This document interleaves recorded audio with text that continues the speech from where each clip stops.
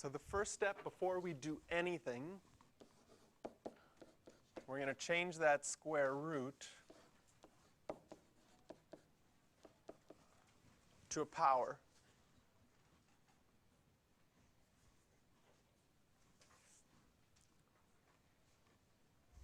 I'm going to put a red dot here to show that we have one function times by another function.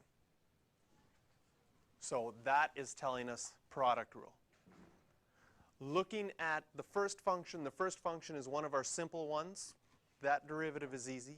Looking at the second function, that one, when you look at it, you should say, I have a power rule, but inside I have another function. So I'm going to have a chain rule with my second function. So we keep one the same and then do the derivative of the other one. I'm going to keep the second one the same because that's more hard to do the derivative, so I can start off with the easy one.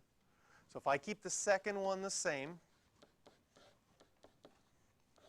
and do the derivative of the first one, so far everything is easy. Plus, keep the first one the same. Now I have to do the derivative of the second one, and the second one has a chain rule.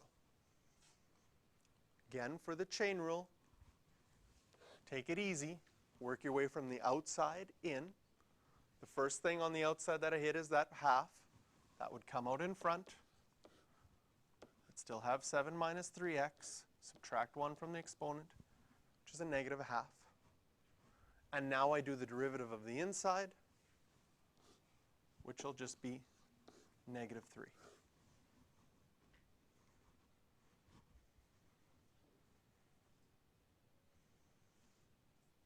Another great example of if you don't know what's going on, you think the person that wrote the answer is going insane.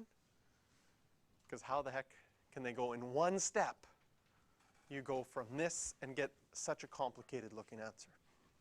But it's not so bad. Again, what will happen in your answer key is they'll look for things in common. Can you see that there is a 3 in common in both of those? And that there is an x squared in common in both of those? So a 3x squared could be factored out, leaving us with still 7 minus 3x to the 1/2.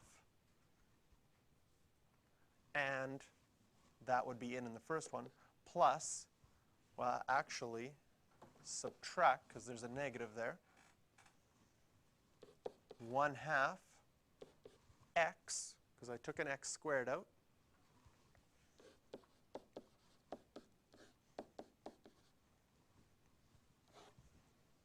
that's one thing you could factor out if you wanted to.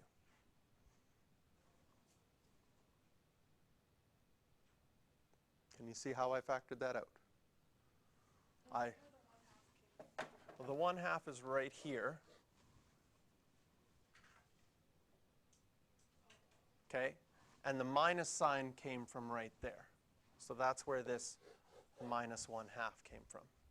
And since I only took out an x squared, and this had an x cubed, there'd be an x there. And this would still be there.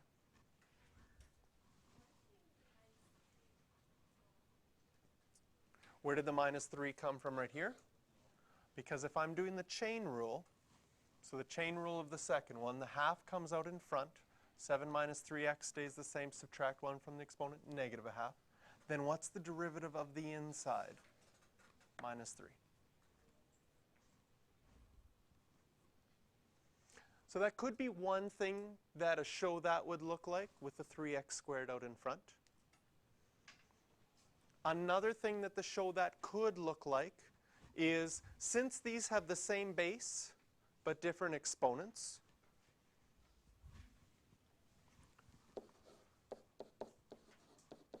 I could also factor out a 7 minus 3x to the negative a half.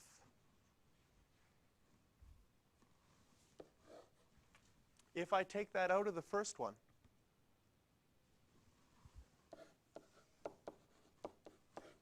can you see that I would have only a 7 minus 3x to the 1? Okay? And then all I would be left in the second part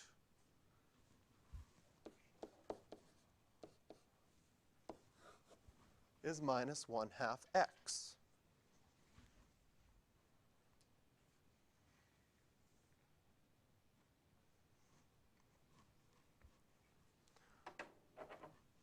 Working with this of what this finally could look like.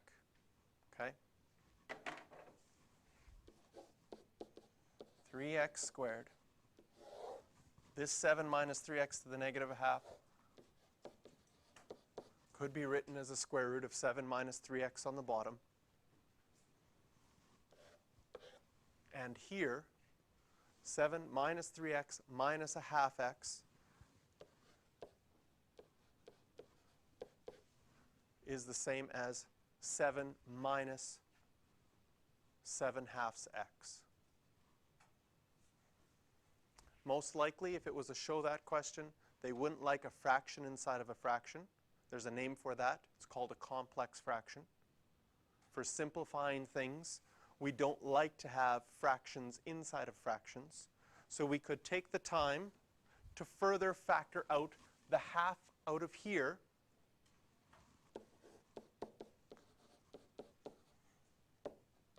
If I took the 1/2 out of here, that would leave me with 14 minus 7x. And that 1/2 now could be written properly as a 2 on the bottom.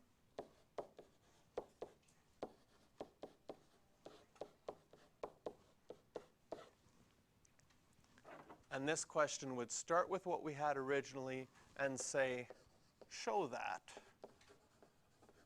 and this as the final answer. So there's some of the algebraic stuff we would have to go through for those ones.